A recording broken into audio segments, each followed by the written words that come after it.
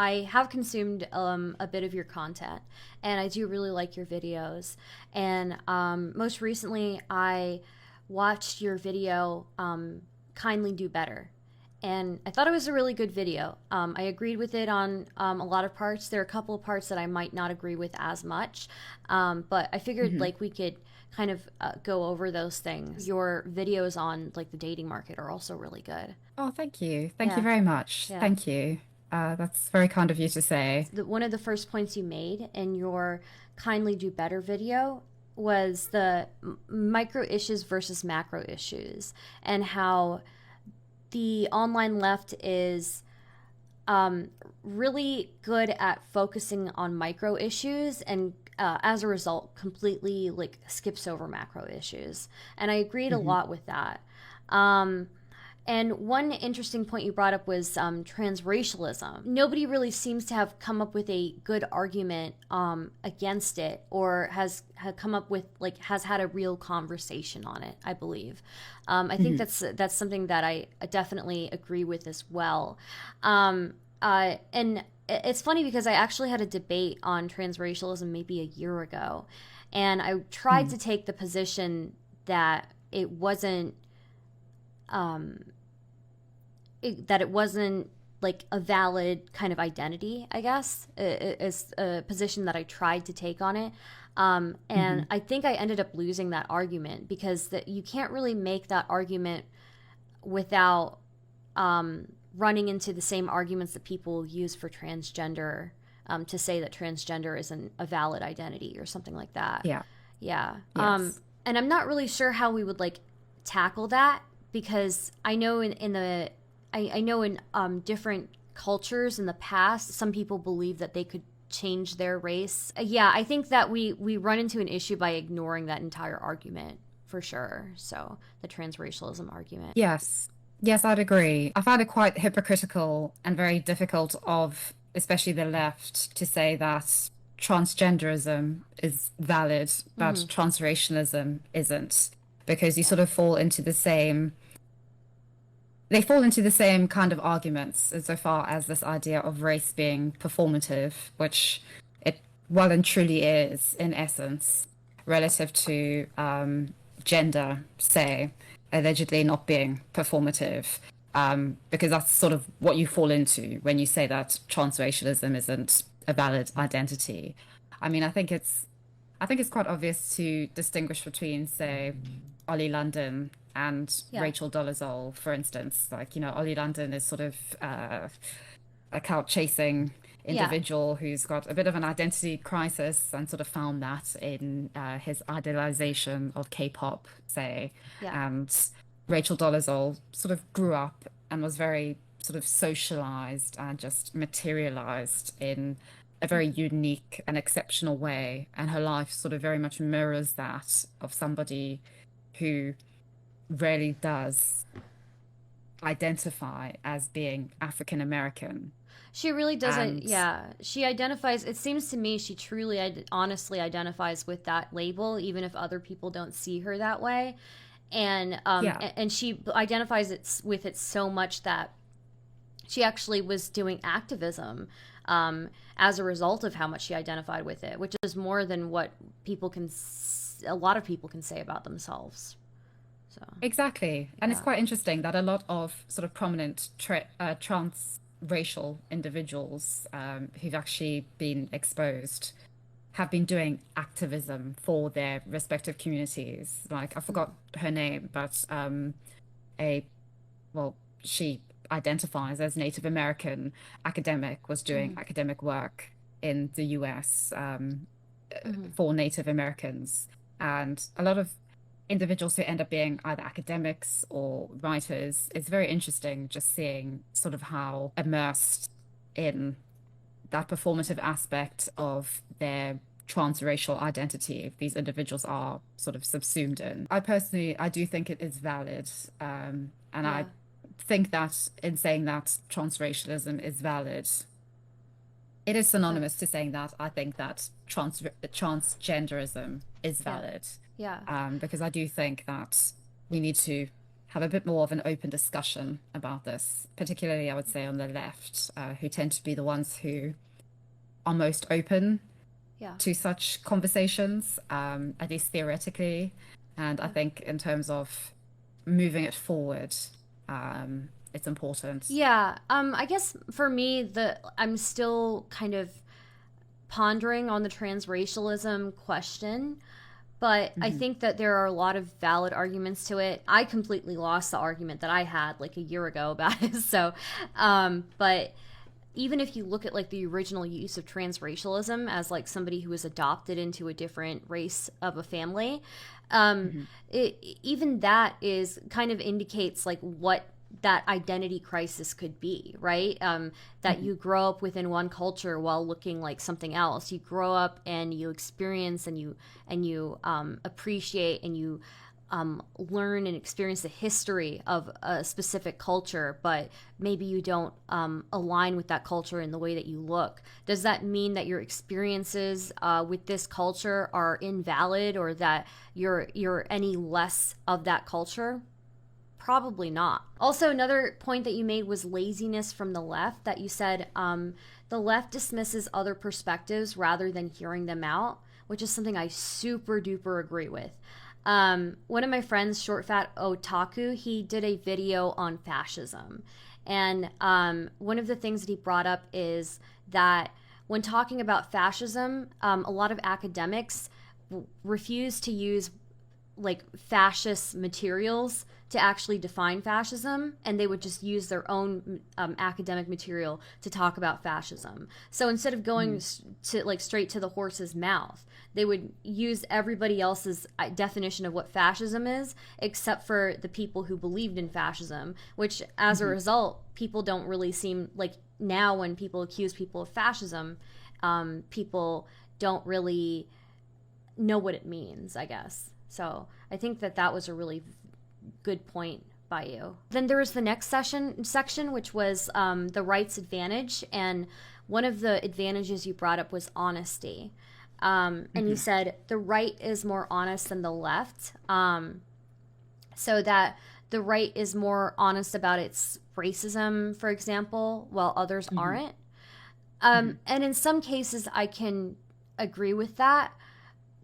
Um, and I agree with your assessment that like as a person of color, I would rather have people be honest about their racism to me than to not be honest about it. There's like a divide that happens there. It implies that the left is just as racist, but not as forward about it, which I don't think you were trying to imply at all. I would say that like the left is racist. I don't think it's as racist as the right. It's probably not the same amount of racist as the right is, I guess. Yes, I wouldn't call it the same. I would Yeah. say that at least online and within the more sort of extreme tenets of the left, there does tend to be a sort of inverse racism, sort of There a is. an Mm-hmm. openness to be very racist toward Towards white white people. people, for Yeah. instance, or individuals who are perceived to have privilege because they have lighter skin, Yeah. even like colorism. I think that's Yeah. far more an issue within the left, ridiculing maybe individuals who are Yeah. lighter skinned, especially within the African American community, which I mean is Yeah. it's pretty unfair, I think, just basically just for the individuals who are lighter skinned. It Yeah. tends to be quite, I think, quite cruel and quite silencing. So yeah, I can agree with Yeah. that. That there's a lot of demonization of white people, I've noticed, or people are much more quick to make jokes about white people, or make jokes about how white people are all evil or all bad, when Mm. that would not be something that's acceptable if it were done to anybody else. Just sort of using the language of the left about sort of there being systemic racism, say, or systemic issues. I think that because they're systemic, everybody is inevitably sort of within the system and involved. So in a way, I think potentially racism is sort of something, if it's systemic, then it's something that affects and influences and is a part of all of us by that logic. So, I mean, I think it's a tricky road to be Yeah. on, I think, insofar as the left is concerned, with its idea of sort of racism and institutionalized racism, and sort of, I think, indirectly or just subconsciously, it seems to only apply to people who are either white or on the right. In saying honesty, I don't necessarily mean honesty and sort of honesty as a virtue, say. I mean just more sort of very literally, as in just saying it as it is, being upfront and forward about something, not necessarily associating good or positive connotations to it, but Yeah. just very practical, realistic ones. So, Sure. yeah, I Yeah. think, yeah. I mean, also the left is definitely guilty of having misinformation, perpetuating misinformation, and I think we don't really like to acknowledge how prominent that can happen on the how prominently that can happen on the left. Hmm. But it's Hmm. something that definitely happens. I'm trying Hmm. to think of other honesty areas, but I think you did have a really good point with that. People in my like background tend to be more conservative with the way that they practice their lives, things like that. I come from a Muslim background, so when I bring that up, I think or bring up the realities of what that looks like. I feel in a lot of these spaces. I think a lot of leftists don't want to acknowledge that or don't want to believe things like that. Like, for example, that, you know, a lot of Muslims are not okay with like LGBTQ stuff in schools, things Yeah, like that. yes. Yeah. So, Yeah, I definitely think that the left, I would say, when I say the left, I mean more so the sort of online left, which tends to be yeah. very vocal and very loud. I think they tend to fall into caricaturing people. And if you Yeah. don't fall into that caricature of what they want you to be for the ideology, Yeah. then you're either just dismissed or ignored or Yeah. shamed or what have you, put into a sort of a box, Yeah. which is not to say that the right online doesn't do the exact same thing, but I Right. think in terms of preaching a particular kind of ethics and a particular kind of understanding and nuance of people and lived experiences and Mm. being more aligned to, I think, sort of the virtues of liberalism and the idea of appreciating the individual and therefore their sort of freedom of identity and Mm-hmm. expression and being in the world. It seems very counteractive for the left to then fall into the same kind of rhetoric and I would say very easy and lazy argumentation and understanding of people as the right tends to, or the far more Yeah. extreme tenets of the right, especially online, fall Yeah. into. Yeah. And I think that's where they really lose so many people, especially increasingly so online. Most communities, like minority communities, tend to be more moderate than Mm. the general liberal or left leaning kind of group as a whole, right? Like what white liberals tend to be more progressive than minority communities, and I think that's a reality that people have to acknowledge. So, Mm. for example, with like the when ACAB was a thing that was really big in America, that ended up performing pretty badly in communities, communities of color. Actually, that whole sentiment in Hmm. within certain communities of color because they ended up being more moderate on these issues than Mm. their white counterparts. The modern world isn't exactly a nice place. Yeah. And so I can understand the frustration and the impatience. But I Mm-hmm. think that with a lot of this, it's about having patience with people and sort of their lives and where they are in their lives, in their journeys with their families, and all of that. And just also patience with the fact that capitalism isn't going anywhere, at least not this century. I think that is something that the left does need to actually just accept. I mean, potentially neoliberalism is not very well liked by either the left or the right. The right despises neoliberalism just as much as the left, just in different ways and with different resolutions to being rid of it. Mm-hmm. But I don't think that means capitalism is going anywhere. And so I think the left needs to appreciate that they Yeah. need to work with and understand capitalism and be a bit more patient with people who are proponents of capitalism or people who have accepted it, as I Yeah. think most of our institutions through decades, if not centuries, of socialization into what we have today of modern or even postmodern capitalism have created, and what we have now. So, yeah, I think that is more a problem of the left insofar as providing realistic and reasonable solutions and resolutions to things Mm-hmm. that is really lacking. Mm-hmm. Um, Mm-hmm. Marxist theory is great, and it's fascinating watching video essays about um, the exploitation of workers and the proletariat. But in terms of something actually substantial for people in the here and now, which really matters to people, I think there needs to be a greater understanding that vast majority of people in this world are poor and see capitalism or sort of the means provided by capitalism as a way out of Mm-hmm. poverty, as a way out of their struggle. They do. And they're And not really thinking about the environment. They're not thinking about who's being exploited whilst they are at an advantage. one Yeah. thing that I've brought up is I think majority of the world is poor, like you said, and sees capitalism as a way to, or the mechanisms of capitalism as a way to alleviate their poverty. But also, majority of the world I find is conservative leaning. I think. Yeah. I think Oh, definitely.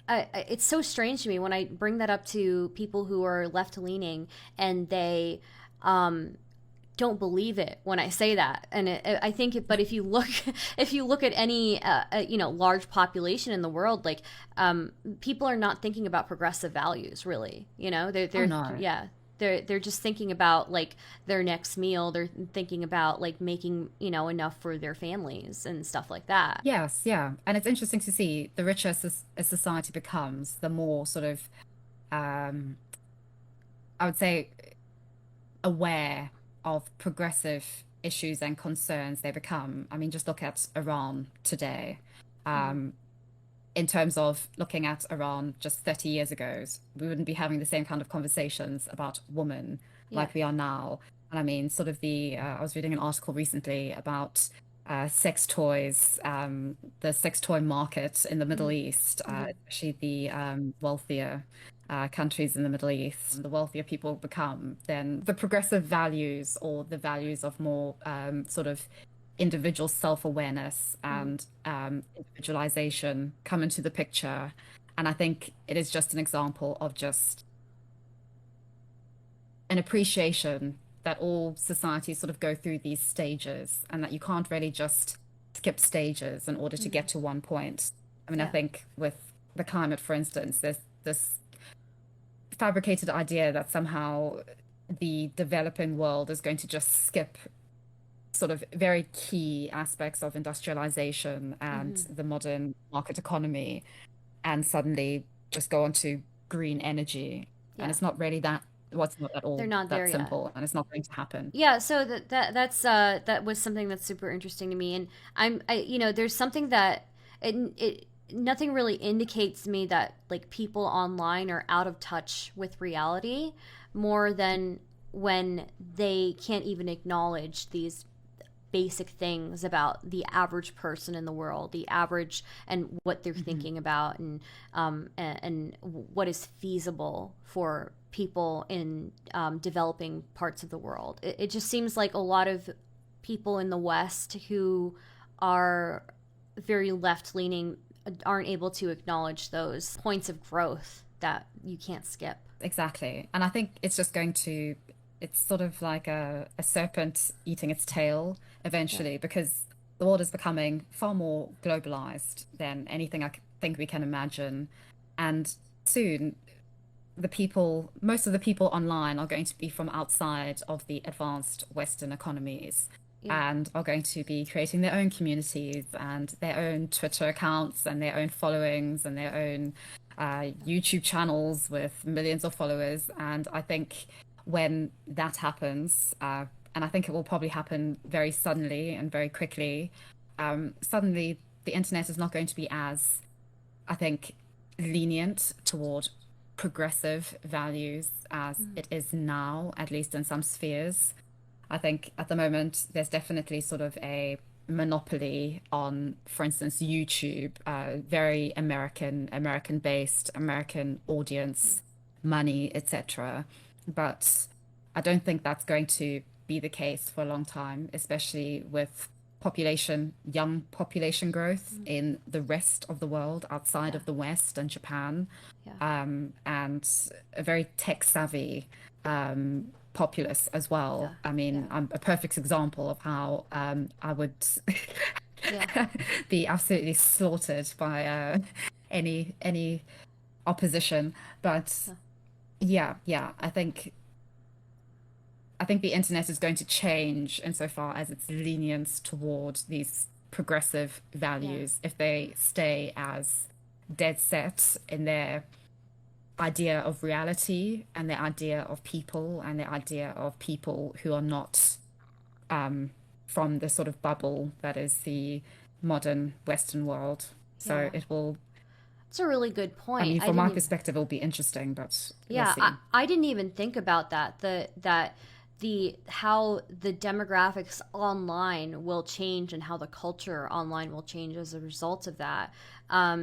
I know in India, like every person has like a cell phone. Every person and their grandmother has a cell phone, and they Mm. give out their phone numbers like there's no tomorrow, and everybody's online.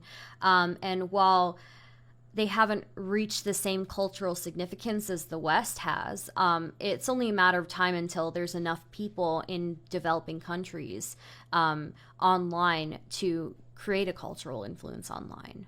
So, Oh, exactly, yeah, exactly. Yeah, definitely, definitely. yeah, It'll be, I think it'll happen very suddenly and people will be quite shocked.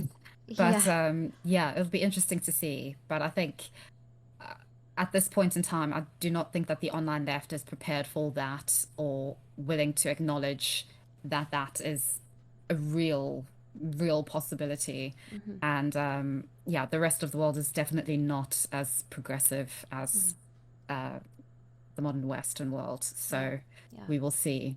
yeah. You made a really good point about how the left is clicky. And I do think the online left is very clicky. I agree with you on that. But I think also the online right can be equally clicky. I think it's just not as evident Mm. because we kind of push them off of platforms so we don't get to see it as much. But if you look at like the far right online, they are very, very clicky. They have little factions and they're all fighting with each other. And we just don't get to see all of that drama because they're doing it on different platforms that we're not on. So, um, uh, yeah, the spotlight is on people who are on the online left. It's not on the online right as much. So, Yes, yes. I do agree. I definitely agree with that. I do think that the right is just as cliquey. They've got their yeah, cliques. yeah, But I think it's interesting to see what the cliques are talking about or what the mm, infighting is about. Like sort of, for instance, the recent big drama on the right was with the Daily Wire and Steve yeah, Crowder and mm, the contract. And in terms of what that's about, the idea of it, at least according to Steve, it was not about the the money per se, but about the idea of the the right or the idea of conservatives and moving forward and not having big mm, tech, censoring mm, creators and the mm, message and sort of doing this greater thing. It was all very ideological and all very visionary and sort of very on point with everything that Stephen Crowder stands for. In terms of the kind of drama that I see on the left, it doesn't seem to be so much about, I guess, the greater good of the movement, mhm, say. It's more yeah, so about squabbles between individuals of who's called somebody a transphobe or who's called somebody sort of a fascist or a yeah. white supremacist. And exposing DMs about that. It's different kinds of drama. And I think the right also has a lot more, at least the prominent sort of alt-right, alt-light, right, sort of has a lot of money and a lot of influence and a very loyal audience. And so when there is drama, it doesn't really rock the foundations of the Daily Wire and sort of the clique that they have. I mean, none of them are necessarily going to lose anything from what's happened. And I mean, even when they deplatformed, like Sydney Watson was deplatformed off Patreon, it didn't really affect the message or the prominence of Sydney Watson. I don't know. I do think that they're just as cliquey, but I think the objectives and the optics of it is very different. I think part of the reason why we see some of the crazier, more petty drama on the left is because the equivalent, the right-wing creators that are equivalent in size of those left-wing creators are not on the same platform. So while we see people like Steven Crowder and Ben Shapiro, they're content creators of much larger sizes than people like Shoe on Head or Xander Hall. But the equivalent of what Shoe on Head and Xander Hall are, that would be on the right, I think have similar petty beefs with each other, petty dramas with each other. But it's just not as visible. And I think it should be more visible because everybody online is goofy. I feel like if the left is goofy, so is the right. And I think I think like we need to like have more of a spotlight on people just being goofy online. People who like make the right out to be this big boogie monster, I don't think are really helping political discourse per se. Yeah, yes. And I think that's also why I say that the right also tends to have it a lot easier in terms of just, I mean, just historically, but also now, just online. I mean, there isn't really an equivalent, I mean, an opposite to libs of TikTok, say. Yeah. And I mean, that Twitter account and others just like it do incredibly well, like just the numbers and engagement and everything. I mean, it's in terms of the message being put out, I mean, it's very, very persuasive and appealing to an audience or somebody who may be a bit put off by sort of the left because of what they see on libs of TikTok.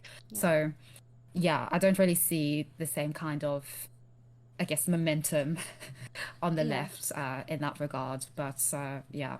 Yeah, I agree. I wish that there were more things like libs of TikTok that that the left did as well. Because I think I think we should be calling each other out on these things, but there isn't any equivalent on the left. There's nobody shining a spotlight on how goofy some people on the right can be, and that ends up hurting people in the long run because you take one side super seriously and the other side you see, you know, crazy TikTok videos of. So, so it ends up hurting the discourse for sure. You brought up that racism against white people is seen as acceptable in some left spaces, and I agree with you on that. I think it's super cringe that people do that. But also, your point about abstract people, I think, was really good. You brought up that the left is obsessed with abstract people, with people who, like these hyper minorities who don't really make up a good portion of the population. And I think that, you know, kind of goes back to my point about how most of the world is not thinking about progressive values and doesn't really care about the rights of marginalized people. They care about how they can advance themselves and how they can lift themselves out of poverty. Yeah, exactly. I think with some things that I said in my video, sort of a lot of normative values were just placed on them. Like when I said that something was a micro issue, that was then misconstrued as me saying that is an insignificant issue, which is not what you're saying at all. I was just I was saying, you know, I watched a video by a leftist streamer who said the exact same thing that I said about sort of trans people making up a very small minority of the global population, and that was fine. But when I said it, it was sort of equivalent to being a transphobe on Turf Island. So I think that when it comes to a lot of these conversations, especially on the left, it can be very emotional and a lot of projecting of one's own situation, of one's own trauma, of one's own lived experience onto things. And I think as a minority, I used to do that a lot. I now don't because there's no point in doing that because I may feel validated in the moment, but in the long term, it does nothing. And it's just sort of a perpetual cycle of really having to grapple with the fact that the majority of the world, of the population, even those who profess to care immensely on the left, don't actually care or don't actually have the means and the tools to care insofar as changing your situation for the better in the way that they profess to be able to with all these sort of institutional factors and changes that they sort of have on their fingertips. So I think when talking about sort of abstract people, like you said, I think it is often sort of representing this abstract person. And I think it's because in today's politics, there really isn't a lot of power that individuals have relative to, I would say, finance predominantly. And I think in that, there is sort of the subconscious reckoning that individuals are very powerless, politically speaking, now in the modern age, ironically, and that there is sort of power, or at least a sense of power, in representing an abstract person and an abstract cause, or representing or being at the forefront of a micro issue, because that's far more solvable than the macro issues, than the issues of the masses and everyone. And that's very overwhelming. And I get it. It's sort of a catch-22 and it's a contradiction. But I think there's power in identifying and admitting to the contradiction and the difficulties as opposed to ignoring it and pretending that everything can be solved via a micro issue, which is not the case.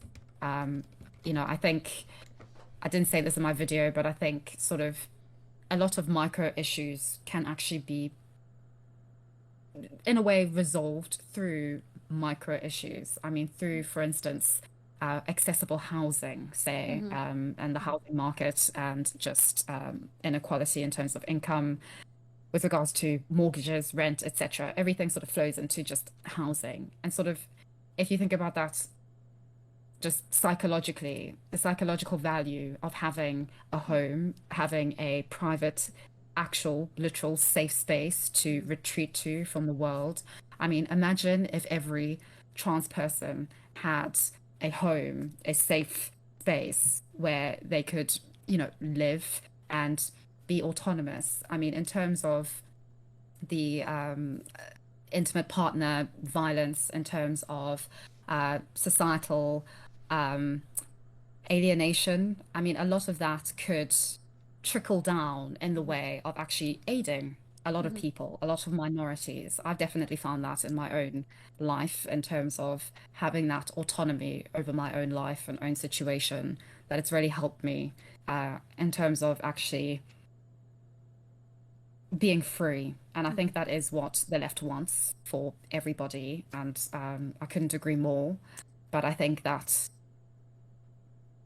there's other methods of getting about and getting to those ends. There isn't just this sort of one path, which I think the left is very intent on, which does and is proving to alienate and ostracize a lot of people who would otherwise be on the side of the left and be in favor of a lot of what the left stands for, including myself. I mean, I think in terms of my politics, I'm not political, I'm not actively political, but in terms of sort of things that I read about, engage in insofar as reading and having opinions on, I get where the left is coming from. Like, I definitely am not anti-left, but in terms of what they're doing and how they're projecting themselves and are going about achieving the ends for, especially I would say the most vulnerable people in society, like trans people, I don't think they are in the long term doing a service to anybody,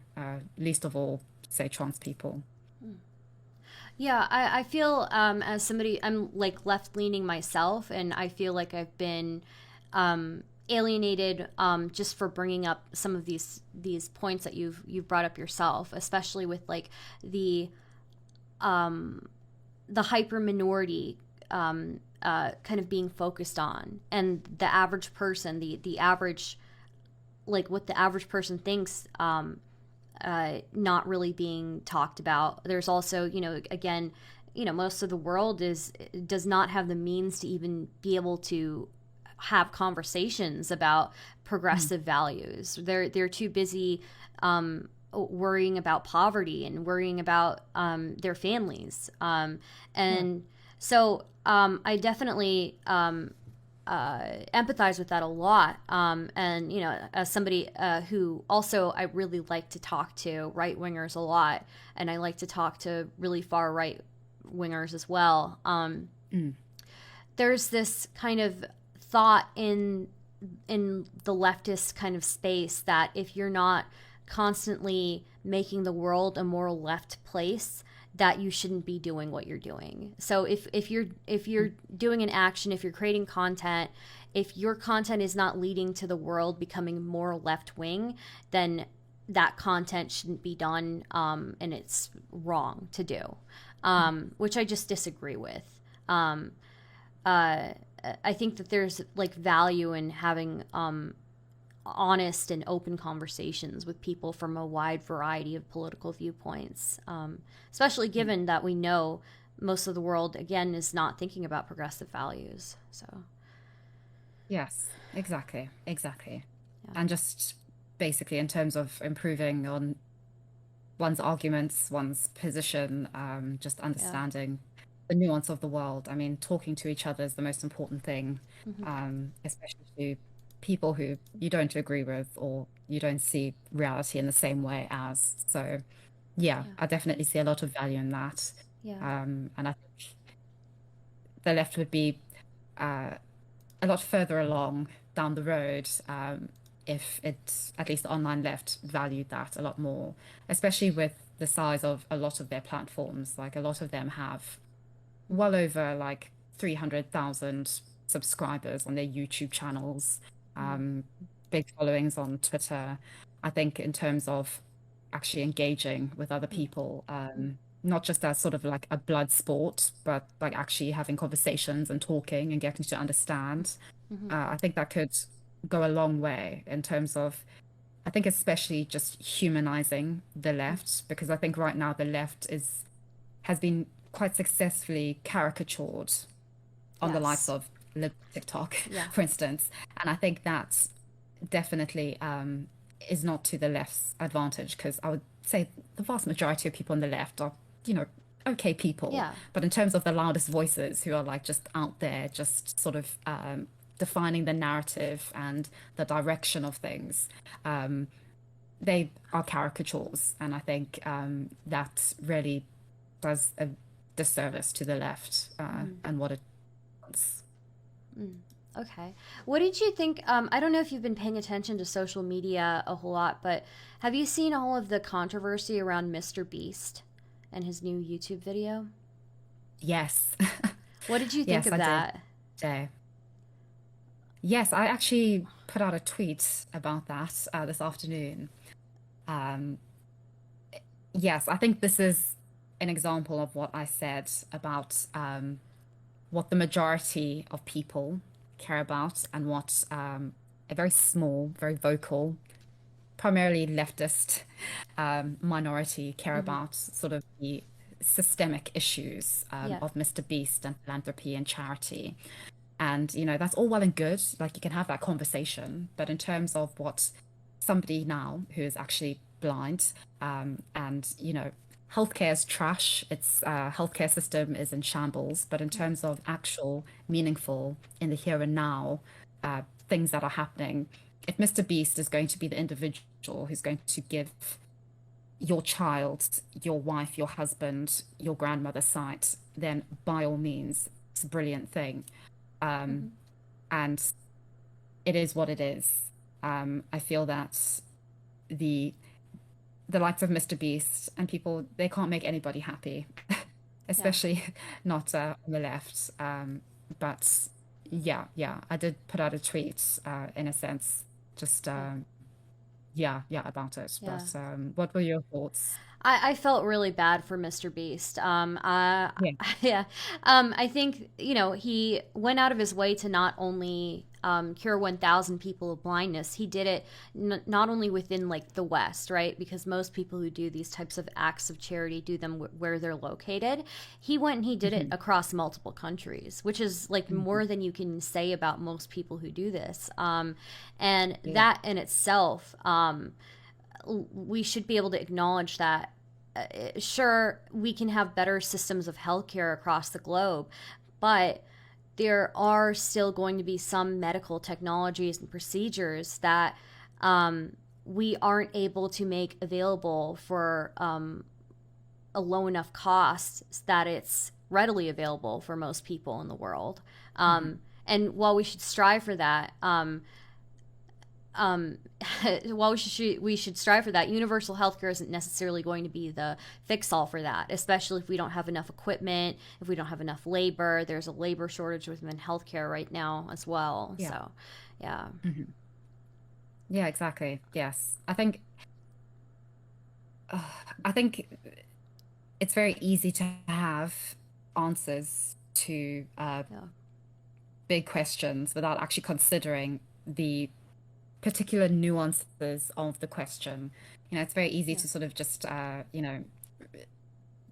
say like, we can fix healthcare. I mean, what does that even mean? yeah, I mean, what does it even mean to like, I see a lot on Twitter, especially with this MrBeast thing, that there'd be no MrBeast if there wasn't capitalism. Um, there'd be no MrBeast if there wasn't capital. Yeah. And I mean, what does that even mean? I mean, it just it's it's such a outlandish, just yeah, it's a claim that's just not even based in any kind of reality, I feel, because it doesn't it's really just this idea that there's easy answers to these things. yeah, And I think it's very indicative of, I would say, quite a privileged position to be in, at least politically, which I think progressivism and progressive politics is a very privileged politics relative to the rest of global politics. You're able to think about yourself, you're able to use your critical faculties freely, mm-hmm. and so you can say things as uh, dim as sort of, if we abolish capitalism, this wouldn't even be an issue. Yeah, And it's really not the case at yeah, all. So I think, a lot of the world's issues, if not all of them, politically speaking and socially speaking, are just mm-hmm. very difficult and will take Mm-hmm. years, decades to in any way evolve and change and progress forward, Mm-hmm. or even just change. Mm-hmm. So yeah. Yeah. Somebody in chat asked the question, does generalizing about the other side hurt both sides? And what your opinion is on that. Yes, I think it does. I think it's inevitable though. And I think Mm, the way to counter that is to talk to the other side, because mm, then you're forced to have your generalizations challenged. You're forced to humanize mm, somebody who's representing the other side. And I think that helps in nuance and in also undermining the negative aspects of generalizing. I think we inevitably generalize just in order to understand the complexities of the world and of people. I mm, mean, it's impossible not to. Um, but I think the way that we challenge that and acknowledge that is by actually talking to people honestly. without sort of this objective of putting them down or Yeah. winning a debate, but more so in trying to actually humanize each other. I think Yeah. that's the important part. I do think that's lacking a lot now, especially with sort of the anarchy of Twitter sort of Yeah. infiltrating every Yeah. sphere of the virtual world. But yeah, I think generalizing's inevitable, but there's ways to counteract the negative aspects of that. So yeah. Yeah. Um, what do you think is the most ridiculous or bad faith interpretation of your video? Um, hmm. I tried to watch FD Signifier, uh, Oh and yes. his friends talk about it. I could not follow along. It was like it was so incoherent trying to follow along with that. Oh, thank you. That Yeah. means a lot. You're one in a few. Um, yes. Oh, the most bad faith.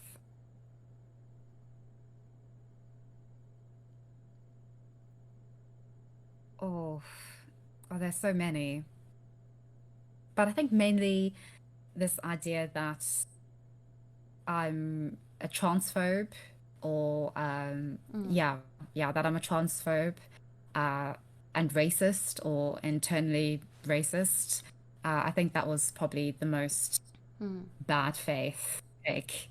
Um, and then I found when I tried to defend myself, that was not seemingly allowed. It was just, I mustn't say anything. I must just let it be. The idea that um, because somebody on, I believe their name's Bellamy on the panel of FD's video mm, said that they're trans, and therefore, if a trans person says to me that I'm transphobic, then I must accept that. That was just yeah. that blew me away. Yeah. So yeah, I I think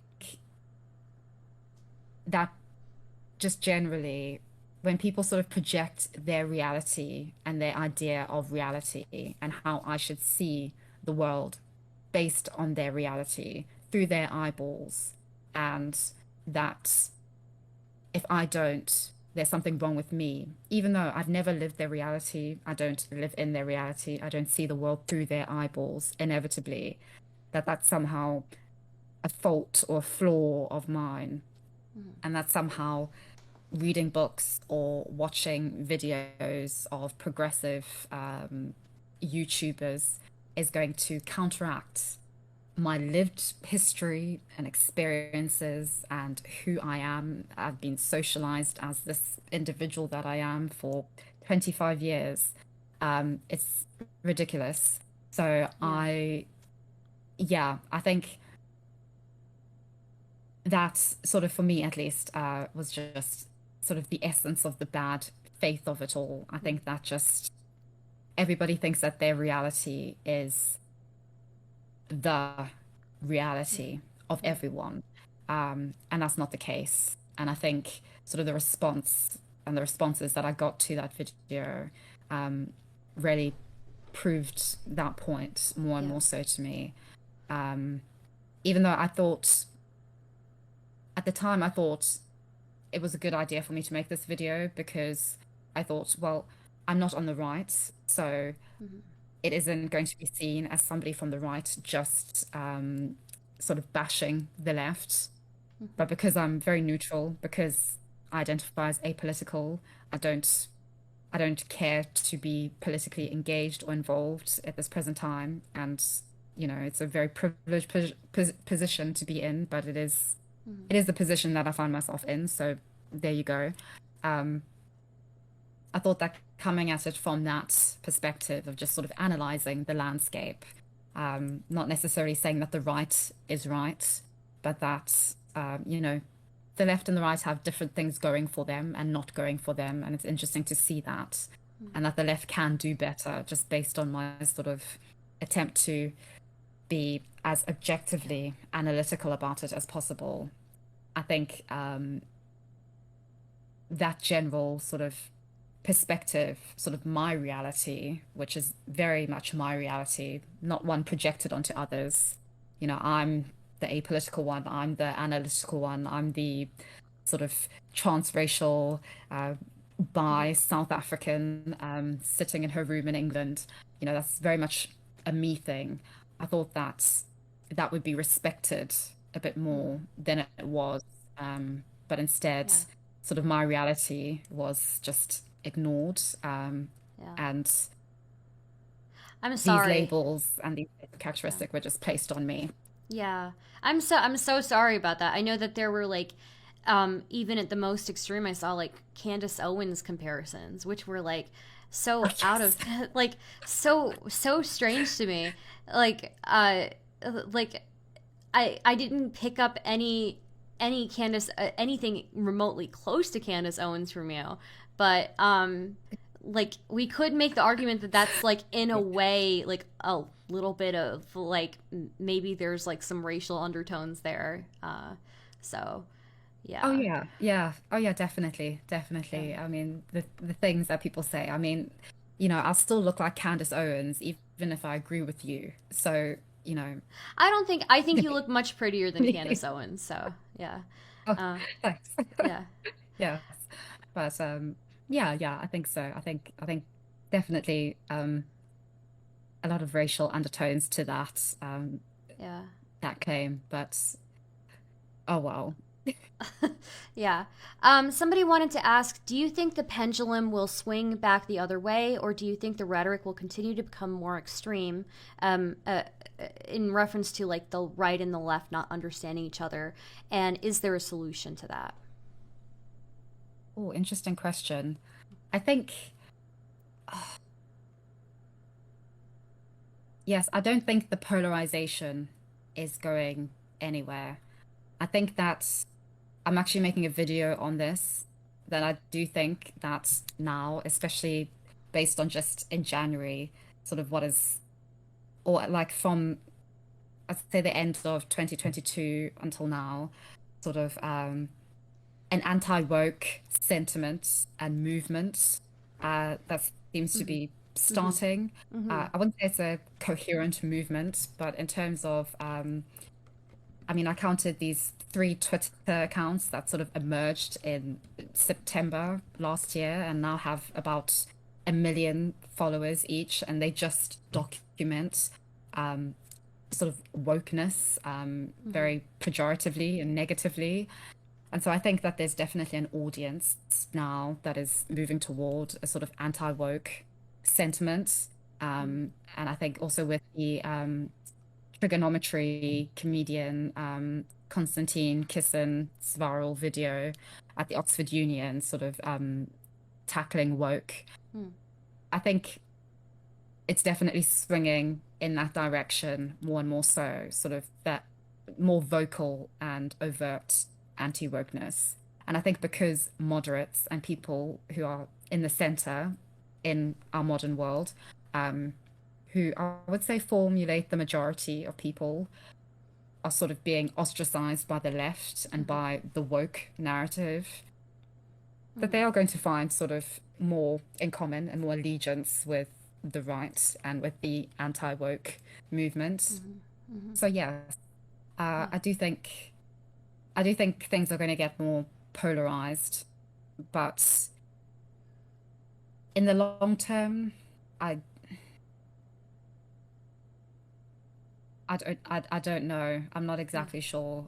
I mean, I do sort of predict that there's going to be a resurgence of Christianity in the modern Western world, because I do think that the promises of enlightenment and enlightenment science has not given people the kind of meaning and purpose that religion has and does give to vast swathes of people across the world. I mean, in terms of Mm-hmm. social homogeneity and family values and a sense of purpose, I think Mm-hmm. that's really missing in the West relative to a lot of other parts of the world, where that tends to be sort of front and center for a lot of people.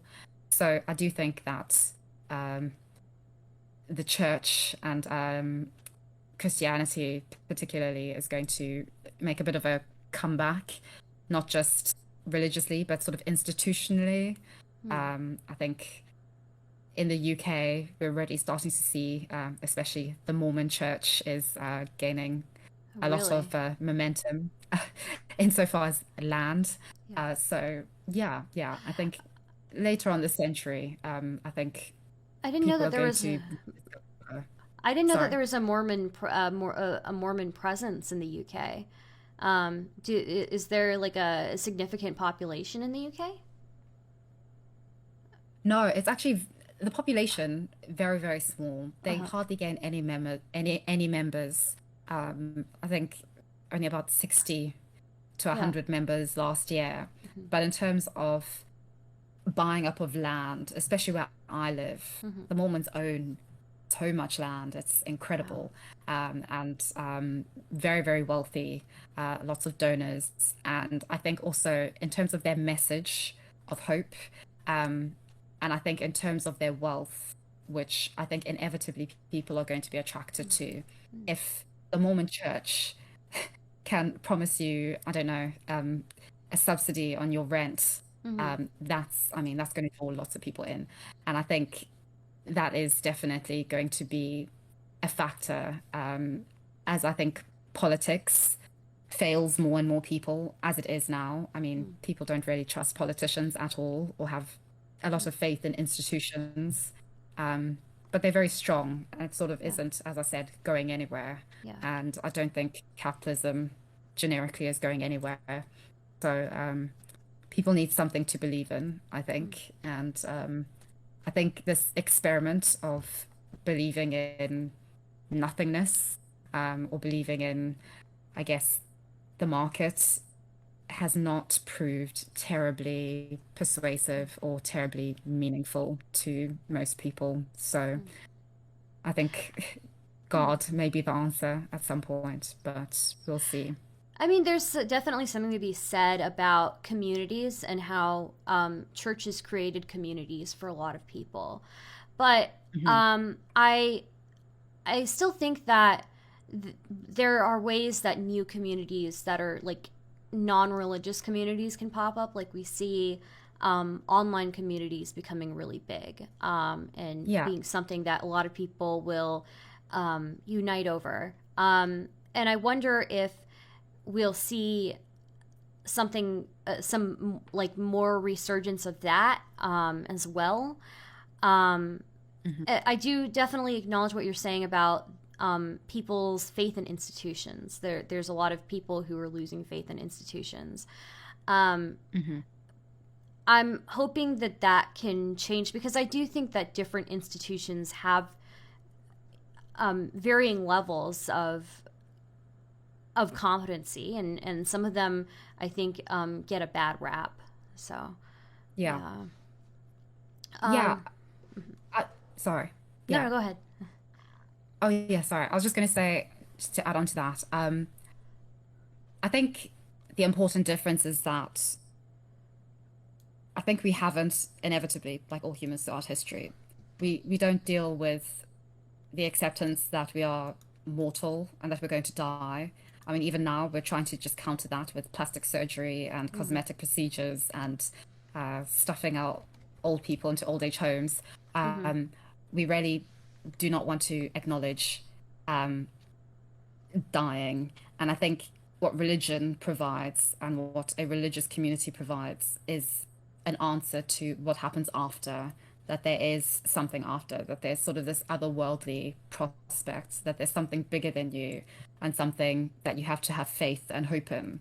You know, it sort of prepares you for the inevitable and for death, and you have to confront that with your family and your community. Mm-hmm. And I think the thing with online communities and also just with atheism and enlightenment science is that effectively it either doesn't talk about these things, these real human fears that are sort of at the root and core of all of Mm-hmm. us, or it just tells you that, you know, when you die, you become nothingness and you just are in the ground or cremated, and that's all. There's nothing else to really believe in, and Yeah. so it's quite quite frightening as you get older. And I think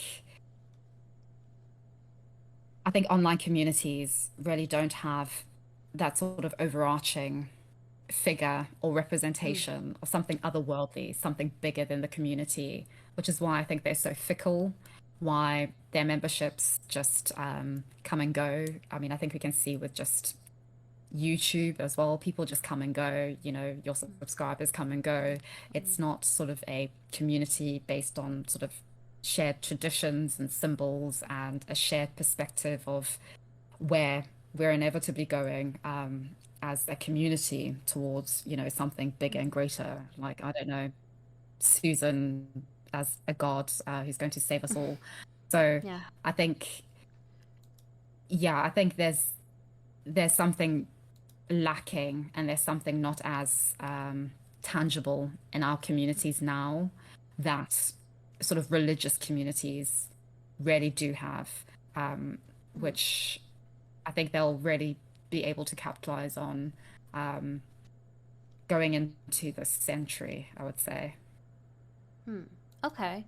One person wanted me to ask you, do you have any thoughts on the harms the U.S. progressive white agenda has on Black people when they co-opt for example, the term woke of African American English vernacular and culture for the sake of movements and commodities? The etymology of woke, I believe it emerged from firstly sort of the US labor movement and then was brought into African American vernacular and then sort of now is used by progressives, white progressives, I guess. I think it's just the flow of language. Inevitably, people co-opt everything. They claim everything. It's what happens. Cultural appropriation, all these things. It happens. The best way to counter it probably is to just try and co-opt it for yourself again. Which will take a while. But yes, I'm not sure exactly what the question was. Was it just what do I think about that? Yeah, essentially, like what your thoughts are on U.S. progressive white communities, and whether they harm like Black communities and other communities when they co-opt the vernacular from more marginalized communities. Maybe unintentionally. I don't think the actual intention is to cause harm. Yeah. I think that's just an after effect. I'm not sure, Yeah. like, other than maybe being insensitive, I'm not really sure what the harm would be of co-opting different terms from different communities. I think that's just like how culture sharing works, essentially, like Yeah, multiculturalism. Yeah. yes. And I think now as our cultures become more interconnected and interdependent, I think that's just inevitably going to happen now. And I mean, there's a lot of power in language and who wields the power of language. But I think that with the internet now, there's far more means to sort of spread the power and the Yeah. influence to different communities through different networks. So Yeah. yes, I wouldn't say that sort of the pejorative um, connotations of woke now are simply just a white progressive thing. I think that this is sort of I don't think it's just about the color of one's skin.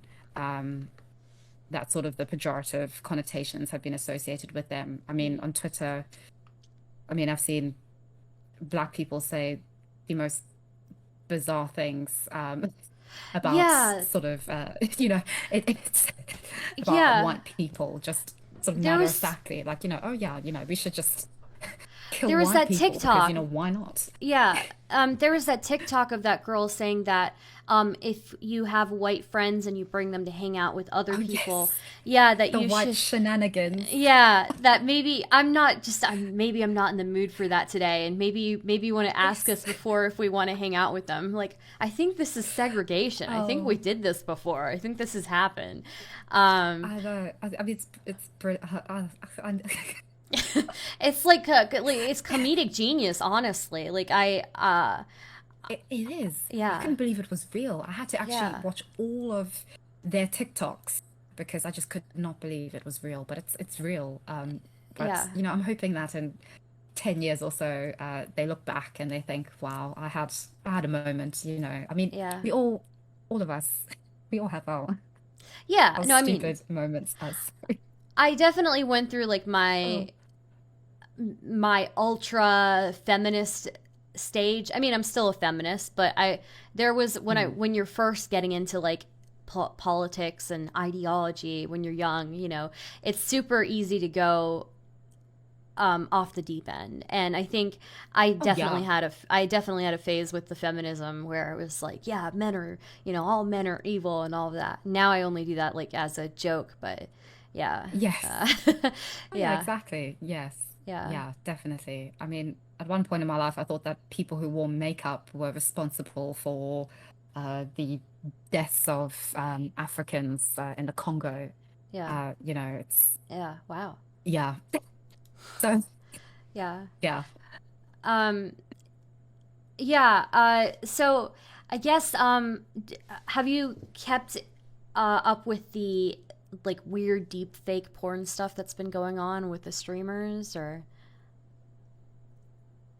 Only insofar as what I've seen on Twitter, okay. just scrolling, and Yeah. I've just seen. I don't know the names of everybody involved, Yeah. but in terms of, I've seen a pretty prominent Twitch streamer crying on stream with his partner about being exposed for having tabs up of watching deepfake Yeah. content of friends of his who are Twitch streamers like Yeah. Yeah. Pokimane and I yeah, know it's yeah. not really related to the politics, but I guess I was curious about what your views are on that whole situation. At the moment, Mr. Girl is going on this crusade and Hmm. venture of, I think, ethical porn or vegan porn consumption of Hmm. the future. This idea of using AI porn, and sort of is very much promoting that on his Twitter, at Hmm. least.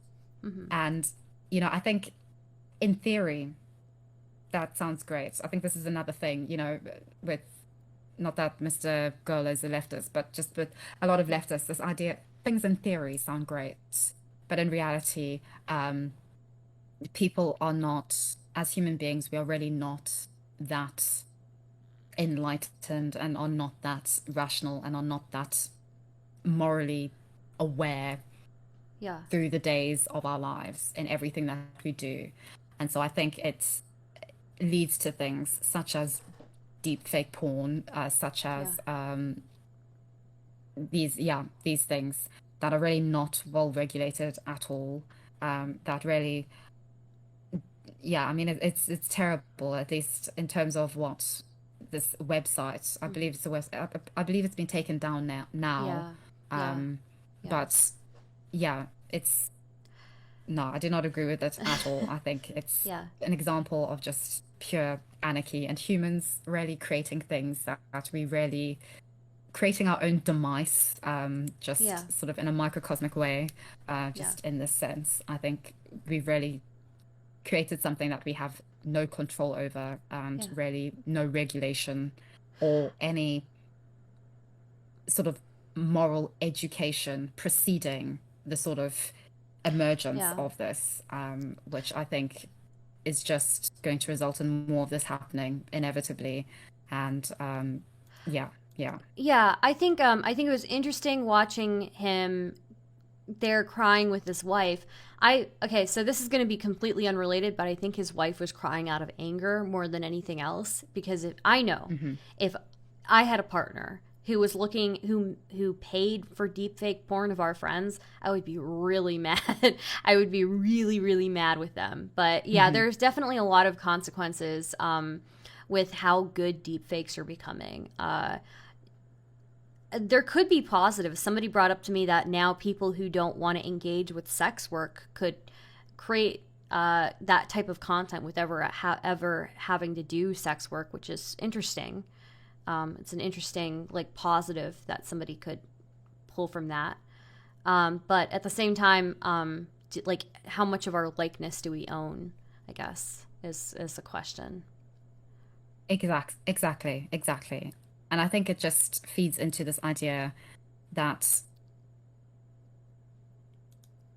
I think for young people, now, especially for instance, I'm not sure about the US, but in the UK at least, I mean, apparently most children by the age of 9 have watched porn or have seen Yeah. porn, and most girls who are like 14 and over think that violent sex, like pornographic sex, is normal sex. Hmm. I think all of this just feeds into how we're increasingly seeing our fantasies as being something that we are either entitled to or that should be realized in our real lives or that they should be prioritized. I think there's sort of this fixation on sort of fantasies and sort of individuals having, I guess, a right to those fantasies, which Yeah. I think is all well and good, but in sort of a very unregulated marketplace like the porn industry, I think that really turns into a lot of lucrative ventures and also really has the potential to ruin a lot of relationships. Yeah. And I think it's sort of self-sabotaging in the way of, I think we all want relationships, meaningful, honest relationships with people that actually mean something.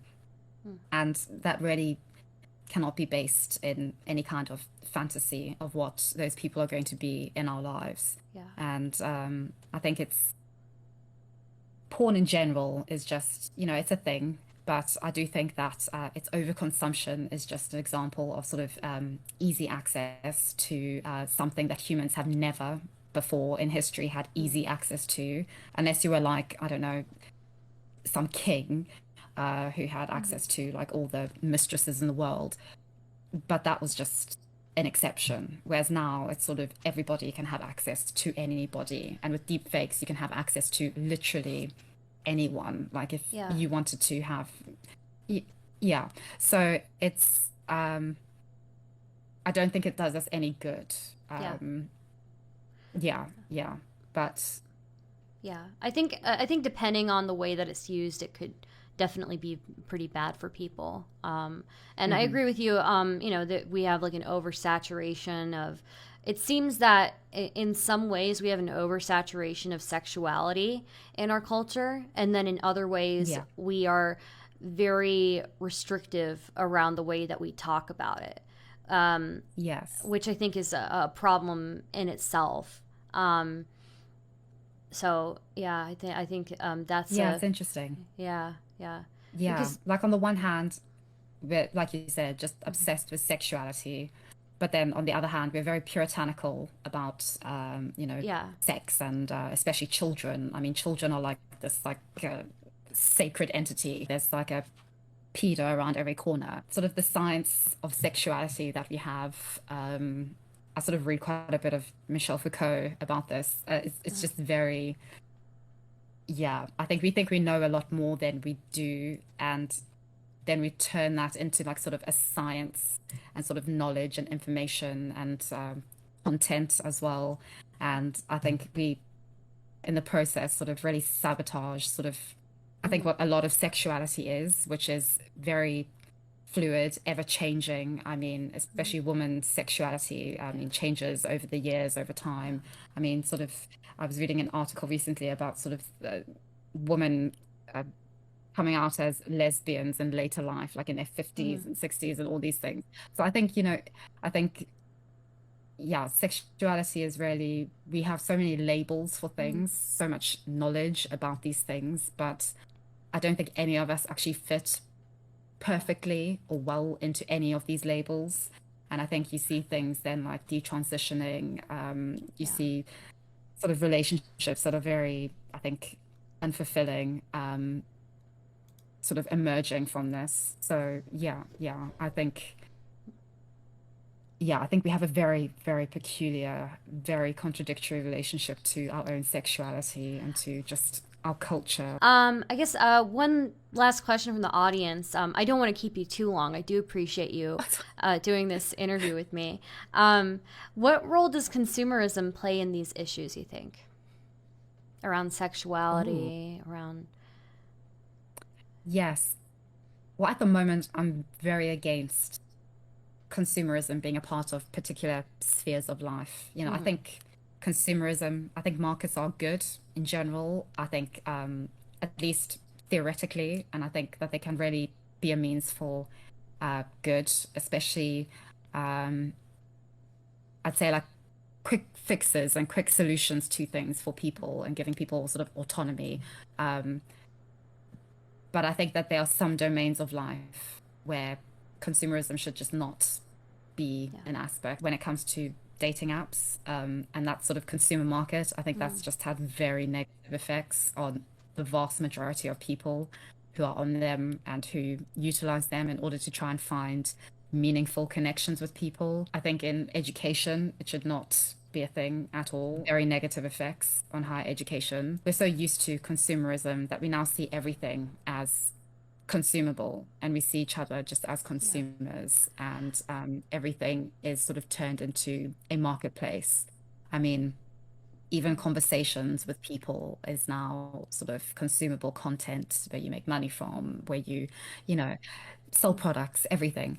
And it is what it is, and it is the way that it is. But I do think that we need to have, I think, more critical conversations with ourselves about being consumers, because I think a lot of blame for the negatives of consumerism are just placed on uh, big corporations, on individuals who Mm. are dominating the market, on the MrBeasts of the world, rather than sort of looking at ourselves as consumers with Mm. responsibility, Yeah. with autonomy, in terms of our choices, in terms of whether we are going to consume things, whether we're going to go onto dating apps and pay for subscriptions, Yeah. even during a recession. I think everything is great in theory, and I think consumerism is definitely an example of something that's really great in theory. Mm-hmm. But I think the counterweight of responsibility of a consumer, I think it's lacking, at least lacking relative to what is needed. Yeah. So, yeah, yeah. I definitely resonate a lot with what you've said, especially about the dating market. I'm somebody who, like, when I used to open up things like Tinder or dating apps, I would be completely overwhelmed by them Hmm. immediately. And I know that for Yeah. the opposite, for men, it was like a self-esteem drain for a lot of them. Yeah. Oh, yeah. Yeah. It's terrible for men. Yeah, Yeah, definitely. I didn't even realize how bad it was for men. And so I've been telling people lately when they ask me for advice, to even try stepping away from dating apps, like just try going to clubs and things like that, because people can't filter you out the same way they do on dating apps. But yeah, definitely the Yeah. consumerism within the dating pool, the dating marketplace has changed things, and I think for the worse. So, yeah. Yeah. Yeah, definitely. Definitely. I think it sort of, it reminds me of, I think, just porn. I think it's sort of like it's, it tends to be like there needs to be some element of personal responsibility, I think. Yeah. Like it's sort of like the easy way out. It's a lot Yeah. easier to just get off in front of your computer than it is to actually go out and try and find a partner and, Yeah. go through the rejection and everything.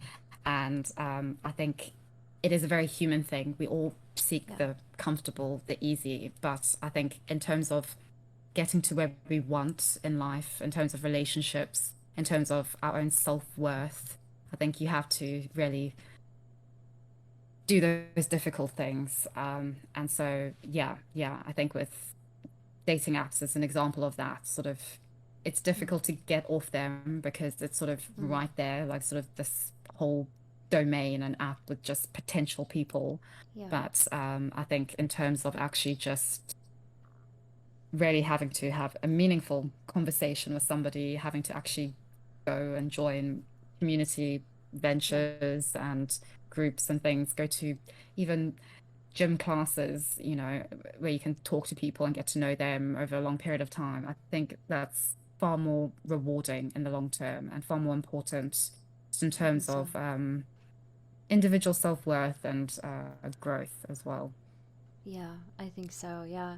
I guess last question, and then I'll let you go because I don't want to keep you too long, and I really appreciate you doing this. Oh, no, no, no. Thank you. Yeah. I'm so sorry for wasting all that time at the beginning Oh with no, it's fine, and we can audio. maybe we can follow up and do this again sometime I'd love because to. yeah. So the name Kidology, where did that come from? Right. Yeah. Well, Kidology, it basically just means sort of I guess in English like taking the mickey, like when something isn't like don't take yourself too seriously Mm-hmm. or something Yeah. that is a kidology. It's something that is a bit of a deceitful even. Um, so yes, I thought I don't know really. Hmm. I think I just liked the word. I just Yeah. read it in an article somewhere and just thought, oh wow, that's an interesting word, a Mm-hmm. codology. I haven't heard of that before. Mm-hmm. So yes, it sort of refers to that. I know at least since the FD signifier situation, people have been presuming that it's got something to do with kids, as as Yeah. as you know happens online. Yeah. But Yeah. no, no, it's just it just basically means sort of the art of deception. Yeah. Yeah. Not Yeah. that I'm trying to deceive, but I think, yeah, just not taking myself too seriously. Mm-hmm. Just everything is not always as it seems, I guess. I Yeah. guess maybe I'm a bit deceptive. I sort of look the way I do, but I'm not exactly reminiscent of anything that I sort of appear externally. Um, yeah, so. Yeah, yeah. I don't know exactly, but it's sort Yeah. of just stuck. Yeah, it's a good one. Well, thanks for joining me. Hopefully we can do this again. Yeah, I'd love to talk to you again, definitely. Yeah. And like I have lots of questions for you as Oh, well, do but you? yeah, If you so have any questions, let me know. Yeah, because I'm oh always yes, happy yes, to. yeah. Like I watch your content. So Oh, yeah, I've for got real? questions Okay. about sort of yes, yes I Yeah. do. Yes. Wow. You know, I do love your banana. Oh, that's thank great. you. Yeah. Um A lot of and people your hate that. Putin stream was brilliant. My So what yes, stream? your sorry. Which stream? I'm sorry. Which stream Your was? Vladimir Putin Oh, stream. thank Uh, you. Yeah, yeah, really that was appreciate that. Yeah, yeah, yeah, yes, yeah. yes. But yes, yeah. It's getting quite late where I am. Well, Yeah, morning yeah, yeah. basically. But Oh, I'm so yes, I'd sorry love to for talk keeping you again. up. Yeah.